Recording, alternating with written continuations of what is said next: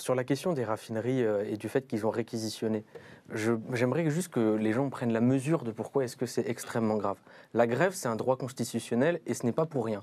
Parce que dans la vision de Macron, d'Elisabeth Borne et de tout le gouvernement, si jamais le droit de grève ne fait pas partie de la démocratie, et d'ailleurs, Elisabeth Borne avait aussi dit que la marche du 16 octobre, c'était un appel au chaos qui ne faisait pas partie de la démocratie. Et dans le même temps, il faut rappeler qu'ils ont perdu les élections législatives, qu'ils n'ont plus de majorité à l'Assemblée nationale, que le peuple français ne leur a pas donné légitimité de continuer à mener la politique qu'ils veulent mener tout seuls.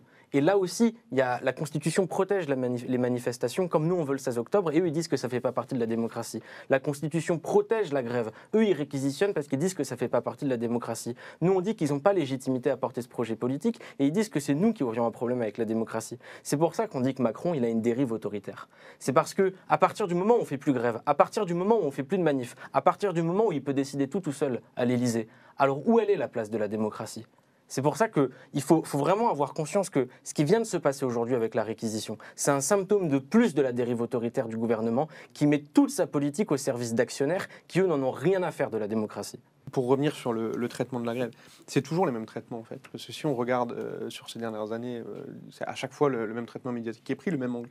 Je me souviens sur les retraites en 2020, c'était la même chose, ils avaient bloqué le pays. Bon après le Covid s'en est occupé mieux que personne de bloquer le pays, mais 2019, ADP qui était la demande d'un référendum, c'était pas non plus des barbares les gars quoi. C'était la même chose, vous allez bloquer le pays.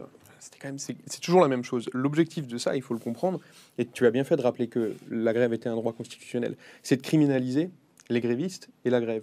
Pourquoi ? Parce qu'ils essayent de fabriquer un consentement, en fait, ou plutôt une opinion qui va être défavorable à la grève. Ce qui est complètement absurde, parce que je rappelle que beaucoup d'avancées sociales dans le pays et beaucoup de ce qu'on a malheureusement appelé les acquis sociaux, alors qu'en réalité ils ne sont pas si acquis que ça, ont été obtenus grâce à des mouvements de grève et grâce à des mobilisations populaires. Donc en fait, ce qui est fait aujourd'hui, c'est de faire en sorte que les gens détestent l'un de leurs meilleurs outils. Je pense qu'il faut qu'on fasse beaucoup de pédagogie là-dessus et qu'on rappelle aux gens que non,